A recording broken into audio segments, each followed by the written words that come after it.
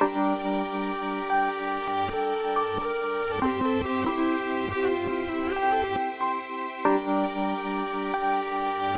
Comtois is a spiritual medium, guide, author, radio show host, comforter to so many, and we are discussing a subject that is uncomfortable for many people, but is really an opening to so many things. We're talking about transitioning. You offer comfort to so many because they have an inkling that life and love is everlasting. But we're talking about what happens here on this plane, and what is our obligation to ourselves, to our loved ones, to be educated about transitioning. You know, I think we need to start to have real conversations about dying and death. And I think it has to be part of our everyday lives, so that when that moment comes, we're not in total shock over the experience of loss and grief. But before we can talk about loss and grief, we have to come to terms with death as part of our experience, right? We celebrate the birth of a baby. We celebrate and we prepare for 9 months, and we prepare for that experience because it's a part of life.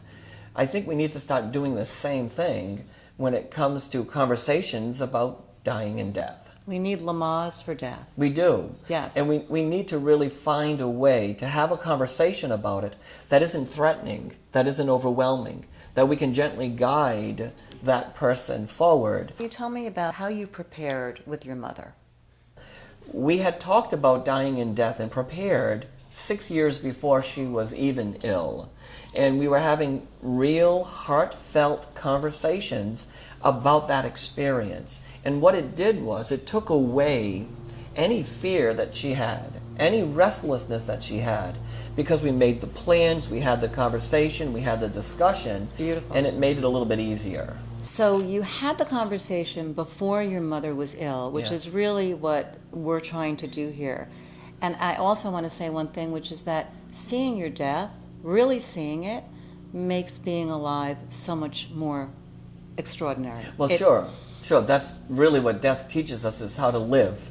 Right. And I think that it's going to be very important moving forward that we start to have conversations long before someone is ill, that we start putting it on the table right away. I have a 25-year-old daughter. I talk to her about dying and death often. What do you say? And I say to her, we have conversations about it. We have conversations about this experience, our lives together, and what we try to do in this life is to be good and nurturing and loving to each other. And then we talk about the idea that death comes because, death happens. By not having this conversation, by being death phobic and by being avoidant, we are wasting so much precious time. Many people spend their time thinking about it, thinking about that experience. And I really believe that we have to have the conversation now. So having a conversation with your children, having a conversation with your parents about the experience of death, and incorporating it into your everyday life, not in a way that presents morbidity, but in a way that presents celebration, that we are still bonded and connected in some way. I have conversations with people every single day about the idea of dying and death. And when we talk about it, it takes away some of that fear. It does. It does. So, for example, like with your daughter, how would you start to discuss it? I say, Caitlin, I'm going to die. I'm going to die. Telling it like it is, okay. And it may be... And by the way, we're all going to die. Yes. It's a part of our life experience. Just as we are born, we're going to die. Right. So we talk about it in a way that's light, not that's heavy. We talk about what the experience means and what the outcome would be for her and how she would have to think about her life. And we talk about what we want to do. We've had so many discussions about it that she has decided that she wants to be cremated, that she's decided, and she's 25 years old. Wow. So what 25-year-old is having that conversation? We're having the conversation because it's necessary. She said everything she wants, everything she desires, as I have with her. So it brings a realness to the moment. Yes. I think you really appreciate every sacred moment, and then you break that kind of that unspoken fear that we all have, because we always think it's going to happen to someone else, or we see it on TV and the guy's back the next week. Yes. It's a very, we just don't believe it. Right. This real conscious conversation about the experience opens the doorway to a lot more peace and harmony in our lives, because we're not dealing with this little thing that's sitting behind us that's always there. I've said at the beginning here, we prepare for the birth of a child. We prepare by celebrating. We prepare by thinking about names. We prepare by experiencing the joy of that life experience. And so I think that we need to have guidelines, and we need to have maybe support to help people have those same conversations about dying and death. Do you feel that preparing a vigil, which you spoke about, how Sure. you want your death to look, and preparing a legacy is important, I think, for just, again, leaving your energetic mark? Yes. We all make an impression on each other. That Yeah. impression is carried. It's carried. My daughter will remember the experiences we've had in our lives 20, 30 years after I'm gone, after I've left this physical experience. But we really have to just sit down and have a heartfelt conversation about the entire experience. It's going to make us appreciate our lives a little bit more. We'll appreciate each other a little bit more. And we do by simply having the conversation that death is inevitable, but it's a part of who we are, and it's a part of our life experience. And you're right, Barbara. We've got to leave a legacy. We've got to leave a piece of us here so that they can carry it with us. Because 5 years after someone passes, we're going to go back to the memories of their passing. What I want to do is go back to the memories of their life, to how they lived their lives. And I think we have to be the instrument to offer that opportunity to those people that are watching here today. No, I totally agree. Well, I think people don't like talking about death Yes. because I believe, and obviously you believe, we don't die. Right. So the word death in and of itself doesn't resonate true. Yes. So we're transitioning. We're energy. Energy doesn't die. Whatever your belief is, we're transitioning. What you provide to people is that energy never dies. That Right. love never dies. So we know that. So we have a certain comfort in that. Sure. And I think that that's an important piece. I'm a nurse. The body dies. There's no way of getting around that. Right. But it's not the body that defines us. It's not the body that makes us who we are. What makes us who we are is this something that sits within me. That part of me, the consciousness of who I am, the soul of me, is going to carry on. That energy lives on. And my daughter and those left here to live the physical experience will be able to tap into that energy. But I can tell Right. you, they'll be able to tap into it a little bit easier because we've already had the conversations about death, about dying, and about the afterlife and what is beyond here. So what, like the Dalai Lama said at 57, well, it's time to start preparing. How do you think as individuals we can prepare for our death?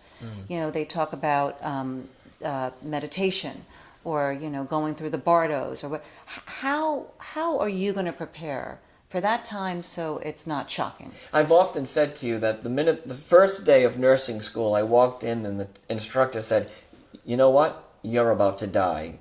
She said every cell, every part of you is dying. It started at conception and will to the very last moment of your journey here. I spend time in quiet reflection about my life and about my journey. I don't look at it in a heavy way. I experience the peace and the joy of this moment. I celebrate the life that I've had, and I look towards the journey that is ahead. And I know that it will take me somewhere. So meditation and quietness and reflection and sitting in beautiful spaces as by a magnificent tree and just being in a quiet zone will help you truly to move through that experience when it does come, because it's going to come. Or do you have any fear? Apart from, I know you said you mentioned not wanting to leave your children, which is a big, do you have any fear? It's different talking about it. It's different, and this is what Stephen Jenkinson said, when someone said, you have 2 weeks to live and you're going into hospice. Sure. Right here, right now with you, I have no fear. But I'm not terminally ill. Right. I am not in a difficult position in my life. I have no fear. I have seen what's beyond here. I've felt what is beyond here. All of that, plus I've felt what is beyond here. All of that, plus the conversations I've been having for the last 40 years of my life, understanding that death is a part of the journey. It isn't the ending of who I am. It's the beginning of another step and another adventure, if you will. And so it's tough, but in this moment, I have no fear. They've seen the other side. I don't want one, but they've seen the other side. They've seen the other side, and yet they're here. And that's kind of like that death thing. It's like we forget it's so temporary. Yes. And so having those NDEs really seems, those are the people that are the most connected to all the available energies and are the most happy. They seem very happy. You know, I understand from my near-death experience that there is more. It confirmed what I had believed as a young child. As a young child, I saw death, the death of my grandmother, but I saw how she lived on through my meditations and my prayers and my visions of her. There is no doubt in my mind that the next step beyond here is simply another step. But to get everyone to a place of peace about that will take a little bit of effort on the part of the Alliance, certainly, and everyone else who's on a mission to make this conscious transitioning a discussion that needs to be had. A discussion that needs to be We went to a done. death cafe and I walked out feeling happier. Yes. Like my kids say, this is so depressing. I'm like, I've never been happier. It just brings everything to a very real place. It does. And again, to go back to my mother, 6 years Yes. prior to her illness, we sat in a funeral home and we talked about her. We sat at her apartment first, talked about her dying. We talked about it. We sat in front of each other and had heartfelt conversations about it. And I said, Mom, what are you afraid of? And she would say what she was afraid of, and we would talk about that fear. Her fears were, well, I don't know if I'm ever going to see you again. Right? You can't tell me that someone out there doesn't have that fear. So we I sat, do. Right. So we sat there and we I'm talked. not okay like him, yeah. We sat there and we talked about that. And she was able to share what her fears were. Okay. Fast forward 6 years. She's now terminally ill. Her time is very short. I took her by the hand and we walked out and sat in a beautiful garden. And I said, Mom, you're dying. What do you want to talk about? Well, I still have a question, she said. Am I ever going to see you again? Am I ever going to feel you ever again? And we sat in this garden holding hands, sat there together, and I said, Mom, you and I, and everyone who's hearing this right now, you're not separate. We're together. We're part of the whole. The love that we feel right here is more powerful than death itself. That love is what I want you to feel.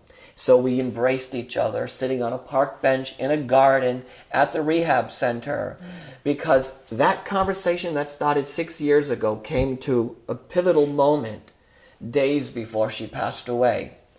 Fast forward to 4 days before she passed away. I walked into her room, she grabbed my hand, and she said, what are you going to do when I'm gone? Because I'm getting ready to go now.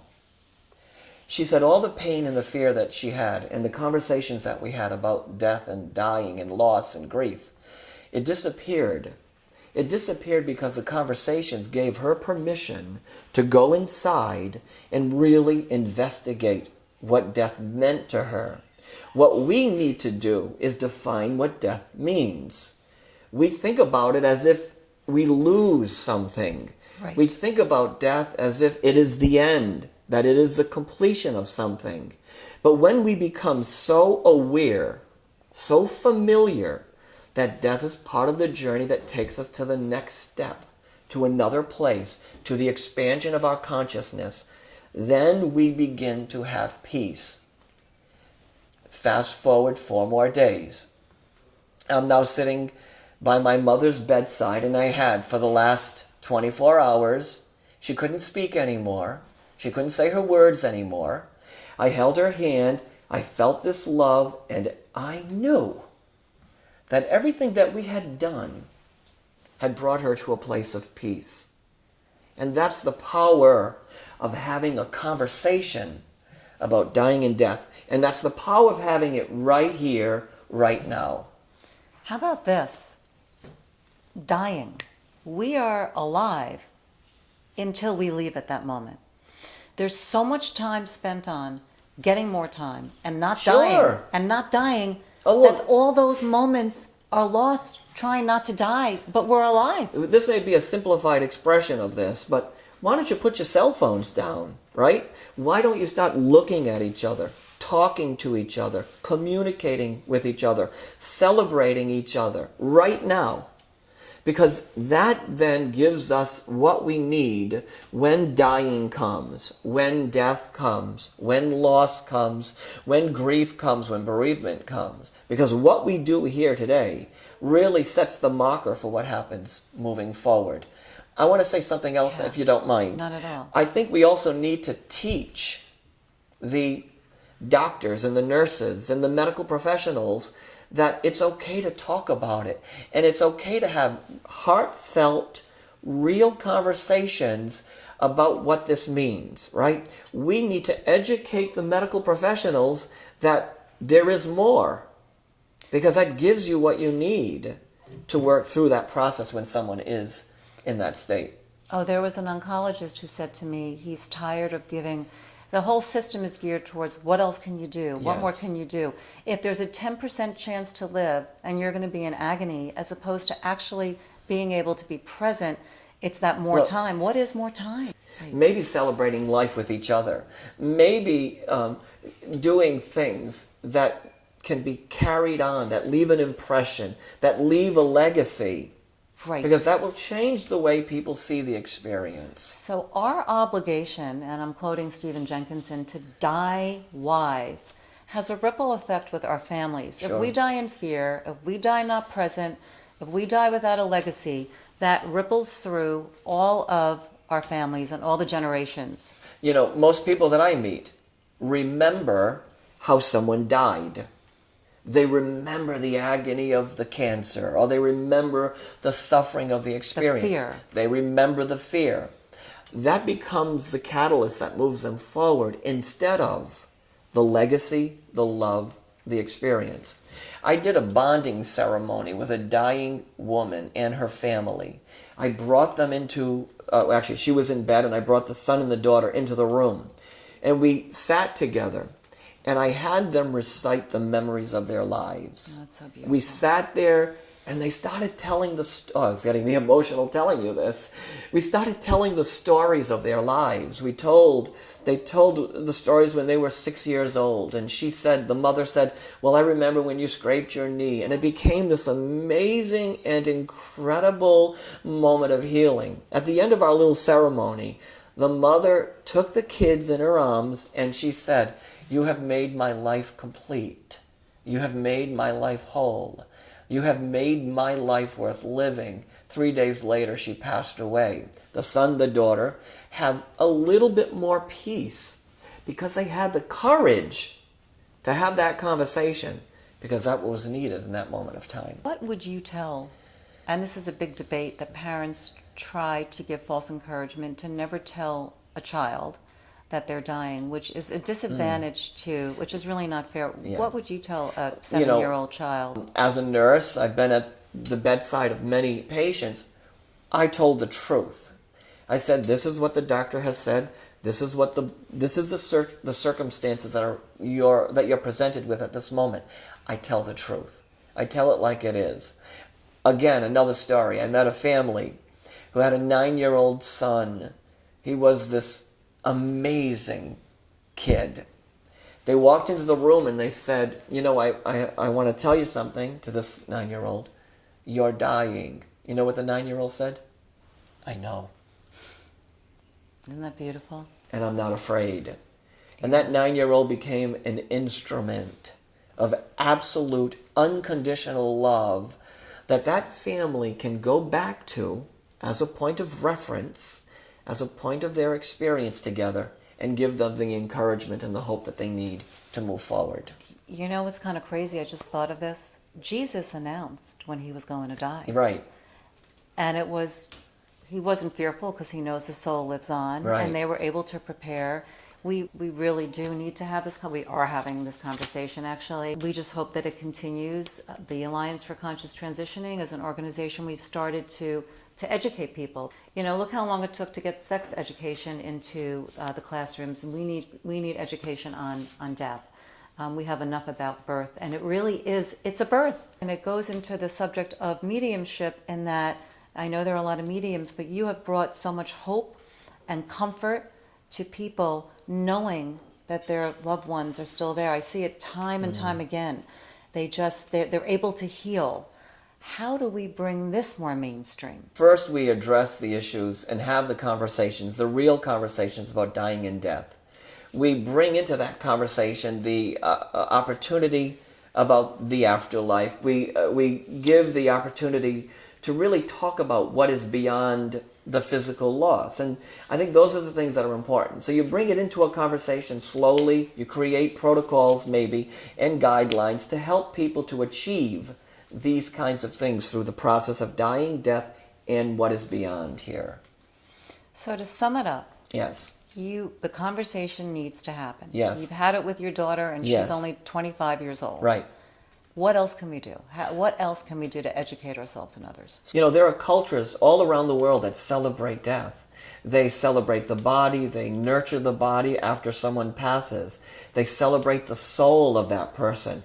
I think it's time that we begin that same experience, that we incorporate those teachings from these cultures into our everyday lives so that death does not become so fearful. What's so interesting is, and we have it, we're doing the training, they have Bardo going towards the white light, the Tibetan practice of actually practicing leaving your body. Yes. So in Lamaze, you're practicing how the birth is going to be. I think that's kind of cool. We're going at a different end, but Yeah. it's how we ascend. It's how this soul that is housed in this body, any transition is not comfortable. Right. It's not always comfortable. Absolutely true. So you want to prepare. So the Bardo training is a wonderful way for some people to practice what it would be like for your soul, your energy to leave this earth suit. As a matter of fact, we just heard that they have chanting going on even when the body is in the morgue to help the soul ascend. How cool is that? Roland, can you just give us a kind of a step-by-step Sure. guideline approach to how to start this conversation? Well, first is you have permission to share your innermost feelings. I think it's important that we really have this conversation inside and go within and come to discover what death means to us, and then begin to figure out how to redefine what that is so you take the fear and the restlessness away. The second thing I think is really important is to create a safe place to have that conversation. As I said before, my mother and I would go to certain places where it would be very safe for her to share her feelings about this experience. The third thing is, I think you have to be honest with each other. I think you have to be honest and tell the story that you have inside of you. Share your story and share your legacy. And the final thing is, why don't you just take good care of yourself through this process? So these four things can help you and guide you as you work through this experience. Explore what you want your death to be. Right? Medicines, no medicines. Right, that's big. Big, lots of care, no care. You really have to look at Being those at things. home instead Being of the at home. hospital. I Right. know I want to be surrounded by nature. Sure. And my dogs, I don't want to be hooked up to beeping Sure. in hospitals. And I think those things have to be decided. So they we have have to choices. be decided in advance. Sure. We have options. People don't realize we have options about our life. We take control of our lives. We're actually really not in control, but we can collaborate with our transitioning. I think we should. Yeah, And I think it's we think we super should have important. that conversation. My daughter knows exactly what I want to do. My daughter knows exactly the plan for my passing. And I'm healthy, I'm strong, she's healthy, she's strong, but it makes our lives just a little bit easier knowing that we've had the conversation and it's not this thing that's sitting in the back of our heads just waiting to do something. So we discuss it, we have a real conversation about it, and it gives us a little bit of peace. I have one thing to say. Yes. My plan has you at my bedside, so you can't die until I go. So just put that in there, okay? All right, okay, I got Well, it. thank you. This is a conversation that's going to be continued. Please check in with the Alliance for Conscious Transitioning. Is celebrating life and beyond. It's about celebrating what we have now, but by being aware of that we are transitioning, it brings the whole together. It's the yin and the yang. It's the life and the death. We offer everything. So please visit us at alliancefct.com. Give us a call if you have any questions. We have everything from end-of-life doulas to trainings for transitioning, to information about funerals and green burials, you name it, we have it. So we look forward to meeting with you. If you'd like more information about me, please go to rolandcomtois.net. ROLANDCOMTOIS.net. And thank you for being here, and to be continued always.